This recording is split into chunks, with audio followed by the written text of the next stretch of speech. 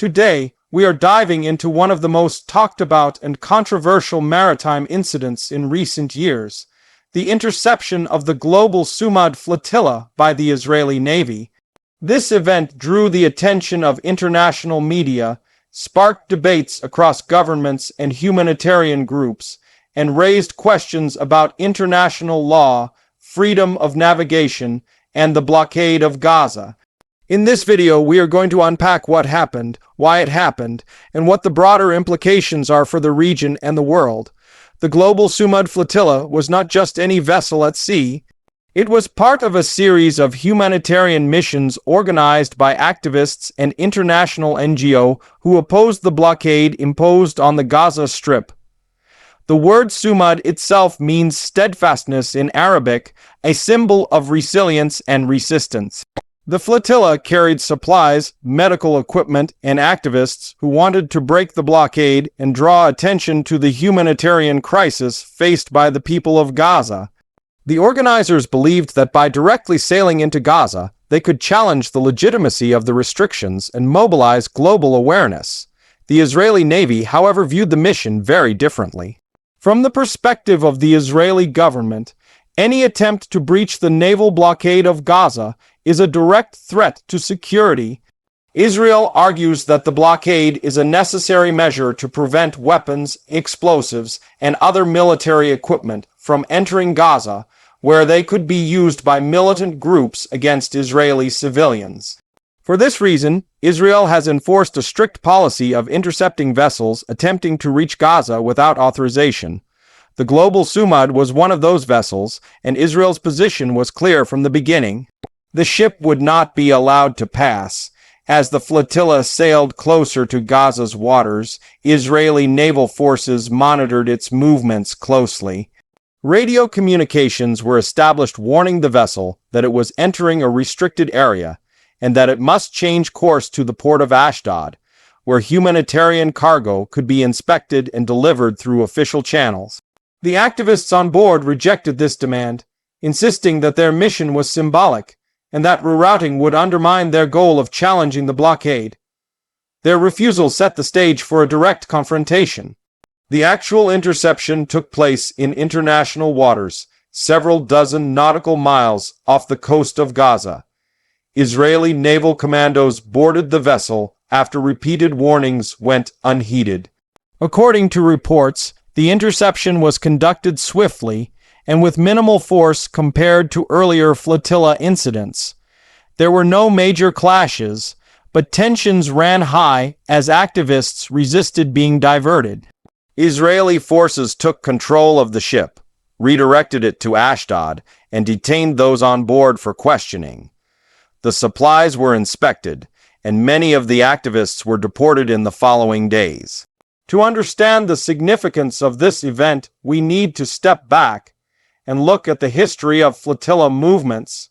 The most famous case was the 2010 Mavi Marmara incident, in which Israeli commandos clashed with activists on board a Turkish-led flotilla, resulting in 9 deaths and widespread international condemnation. That tragic episode cast a long shadow over every subsequent flotilla attempt. Since then, organizers have sought to maintain a strictly nonviolent approach, while Israel has sought to carry out interceptions with less confrontation. The Global Sumud incident fits within this ongoing pattern. The Global Sumud was not carrying weapons or military equipment. Its cargo was primarily medical supplies and humanitarian aid, but the real cargo was political. The activists wanted to challenge the legitimacy of the blockade itself. They argued that the blockade amounts to collective punishment of Gaza's 2 million residents, restricting not only weapons but also essential goods, reconstruction materials, and even fishing zones. International law experts have long debated whether the blockade is lawful, with some claiming it violates the Geneva Conventions, while others argue that under conditions of armed conflict, blockades are permissible. Israel, for its part, insists that it has the right under international maritime law to enforce a blockade in times of conflict. The Israeli government points out that Hamas, the governing authority in Gaza, has repeatedly launched rockets into Israel and is designated as a terrorist organization by multiple countries. Therefore, Israel argues the blockade is a legitimate security measure. Supporters of Israel highlight that humanitarian aid is still delivered into Gaza daily through land crossings, subject to inspection, and that the flotillas are unnecessary provocations rather than genuine relief efforts. The reaction to the interception of the Global Sumud was predictably polarized. Palestinian authorities and activist groups condemned the action as another violation of Palestinian rights and freedoms. They argued that intercepting a humanitarian mission in international waters was evidence of Israel's disregard for international law. Activist networks across Europe and North America echoed these sentiments, organizing protests and calling for more flotillas. For them, the Global Sumud became another symbol of resistance, even though the mission was cut short. On the other hand, Israel's allies and supporters emphasized the importance of maintaining the blockade for national security. They noted that Hamas has in the past attempted to smuggle weapons into Gaza by sea, and that any breach of the blockade could open the door to further militarization. For this reason, they saw the interception not as an attack on humanitarianism, but as a defensive act to prevent escalation. The Israeli Navy presented the operation as professional, restrained, and necessary.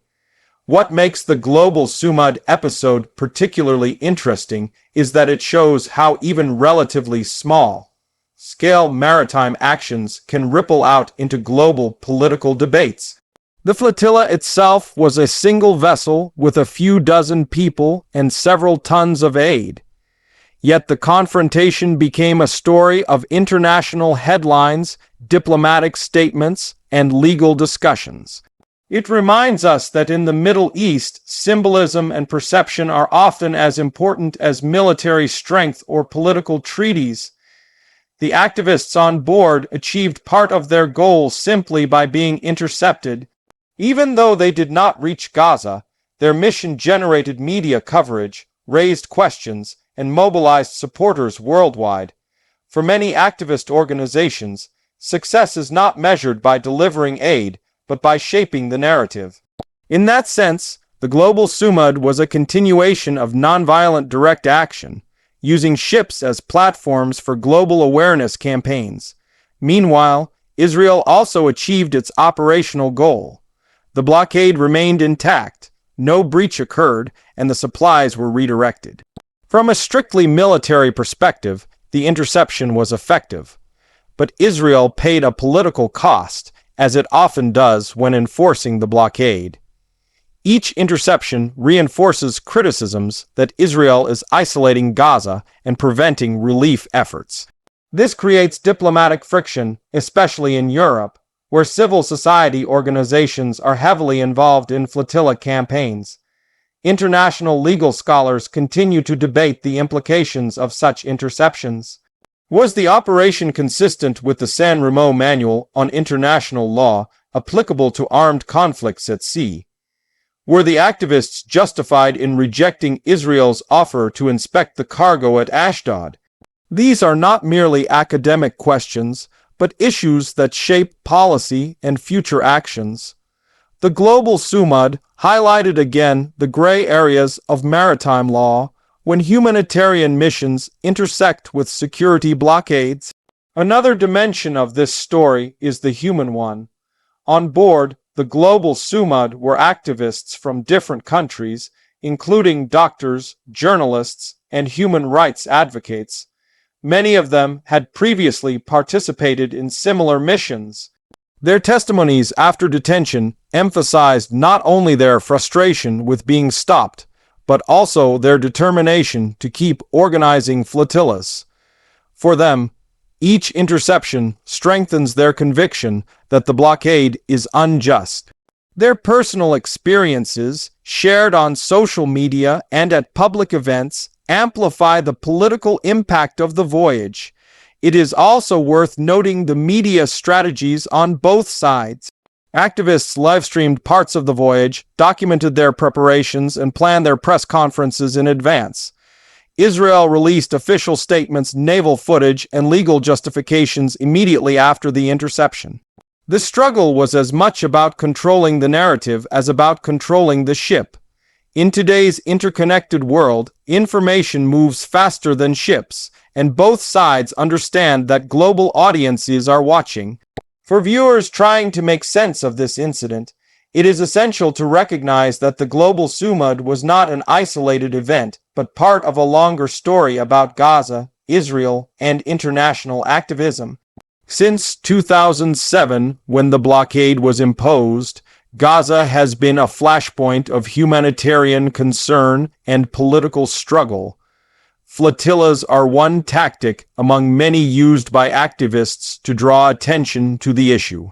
Israel's consistent response shows its determination to prevent any precedent of a successful breach. This cycle is likely to continue as long as the blockade remains in place. What does the future hold? It is likely that more flotillas will be attempted, though their success in actually reaching Gaza is doubtful. Israel has demonstrated its willingness and capability to intercept them. Yet each attempt ensures that the blockade remains in the headlines.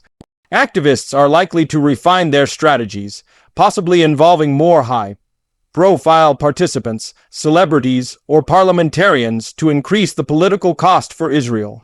On the other side, Israel may continue to improve its operational methods to minimize confrontation while still enforcing the blockade. The Global Sumud incident also ties into the broader dynamics of the Israeli-Palestinian conflict. It reflects the asymmetry between a powerful state and a besieged territory, between activists trying to challenge authority and a government determined to maintain control. It underscores the fact that humanitarian concerns cannot be separated from political realities. Every bag of medical supplies, every voyage, every interception becomes part of a larger narrative about justice, security, and sovereignty. For ordinary people watching from afar, the story of the Global Sumud raises profound questions. Should humanitarian activists be allowed to challenge state policies on the high seas? Should governments have the authority to stop them in the name of security? Is the blockade of Gaza a legitimate defense or an unjust punishment? These questions do not have simple answers, but they are at the heart of the debates triggered by each flotilla. In the end, the interception of the Global Sumud was a relatively calm operation compared to past confrontations. There were no casualties, and the vessel was taken under control without major violence. Yet the symbolic power of the voyage ensured that it will be remembered and discussed. It adds another chapter to the long, running saga of Gaza flotillas, reminding the world that the conflict is not only about borders and battles, but also about ships, supplies, and stories told across oceans. And so the Global Sumud sails on in memory, even if it never reached Gaza. For the activists, it is a symbol of steadfastness, a reminder that they will continue their efforts. For Israel, it is a confirmation that the blockade remains enforceable. For the world, it is a case study in how humanitarianism, politics, and security collide on the waves of the Mediterranean.